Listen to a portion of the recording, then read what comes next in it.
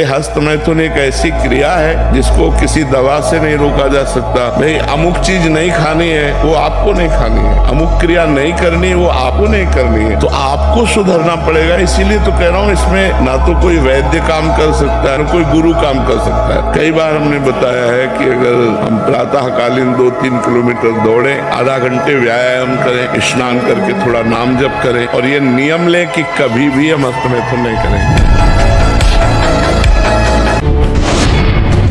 दो बातें यदि हम ध्यान रखें कि अपनी इंद्रियों को गलत भोगों में न जाने दें और किसी साधन का अहंकार न करें, तो बहुत जल्दी हम पर अव्यक्त महापुरुषों की कृपा होती है। भगवान का साक्षात्कार होने के पहले भगवत प्राप्त महापुरुषों का दर्शन होता है। अब ये बच्चे की अवस्था है, इस समय तो बिजली जैसा पावर शरीर में, 18-20 की अवस्था मतलब समझते हो, उद्दंडता की मूर्ति और हर समय एक शरीर में दिव्य तेज, दिव्य कांति, दिव्य उत्साह।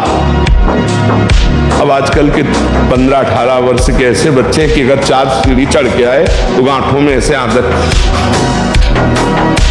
अब ऐसी अवस्था में तो 5 बार 8-9 खंड की अगर बिल्डिंग हो तो उतर चढ़ के जाए फिर भी ऐसी दशा न हो, क्योंकि ब्रह्मचारी अवस्था होती है। किसी भी इंद्री का संयोग जो तुम्हें सुख लग रहा है तुम समझते नहीं, ये भगवान की माया के प्रभाव से लग रहा है। वस्तुतः टोटल दुखालयम अशाश्वतम। जब हमारी इंद्रियां गलत भोगों की इच्छा करें उसी समय उनका दमन करें। इंद्रियों का दमन कैसे किया जाता है? नाम जब चल रहा है बार बार वो हमारे अंदर इच्छा प्रकट हो रही है, उस इच्छा को बार बार हटा रहा है। वो 10 बार 100 बार मन पेश करेगा, माना ही नहीं अंत तक उस इच्छा को, तो वो इच्छा हो जाएगी।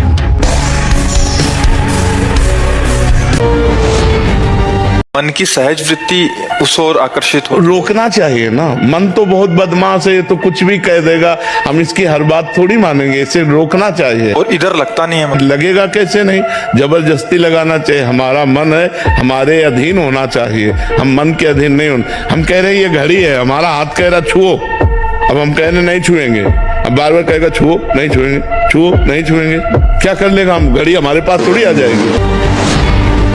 शराबी आदमी नाली में गिरता है तो अपने को समझता है कि ब्रह्मानंद में मगन है, उसे बात करके देखो तो बादशाह वाली बात करेगा। ठीक ऐसे ही मोह मदिरा पान किए हुए हम आकर्षित हो रहे हैं। अविद्या ग्रसित होने के कारण आप इन मांस पेशियों को सुख का केंद्र समझ रहे हैं। बलिहारी है माया, मलमूत्र के द्वारों पर वो भगवान की प्राप्ति का अवसर नष्ट कर देता है। भोग के बाद शांति नहीं, तृष्णा पैदा होती है। एक दृश्य देखा आजा मिलने की, एक वैश्या किसी के साथ जंगल में, उस दृश्य ने नीच आचरणों में फंसा दी। एक दृश्य देखा सौभरी ऋषि ने मछली की 50 राजकुमारियों से ब्याह किया जाके, दृश्य ही देखने मात्र से भ्रष्ट हो जाना।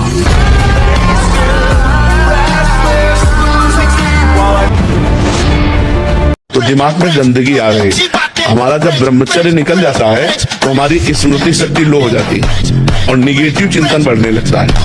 ये हम आपको पक्की बात बता रहे हैं। जब हमारा ब्रह्मचर्यहीनता जितनी बढ़ती चली जाएगी तो ओवर थिंकिंग उतनी बढ़ती चली जाएगी और निगेटिव चिंतन बढ़ता चले जाएगा। तो उसको जहाँ विश्राम है उसका नाम डिप्रेशन। और जब हम ब्रह्मचर्य से रहेंगे, पवित्र आचरण करेंगे, पवित्र भोजन, तो हमारा पॉजिटिव चिंतन होगा। तो हम विपत्ति में भी जहाँ हमें फंसना चाहिए वहां भी हम निकल जाएंगे पॉजिटिव चिंतन के प्रभाव से। आहार ठीक हो, भजन साधन से चिंतन आप अपना ठीक कीजिए और संकल्प दृढ़ निश्चय के द्वारा उन अशुभ क्रियाओं को दूर कीजिए। जो अशुभ क्रियाएं आप करते रहें तो आप सुधर जाएंगे। नहीं तो देखो कुछ दिनों बाद ऐसा होने लगेगा, आप देखना आपकी विचार शक्ति लुप्त हो जाएगी। आपके अंदर बिना किसी कारण के शंका बनी रहेगी, भय बना रहेगा, घबराहट बनी रहेगी, हर व्यक्ति से बात करने में चिड़चिड़ापन आए, मतलब कितनी तरह की परेशानियां आ जाएंगी।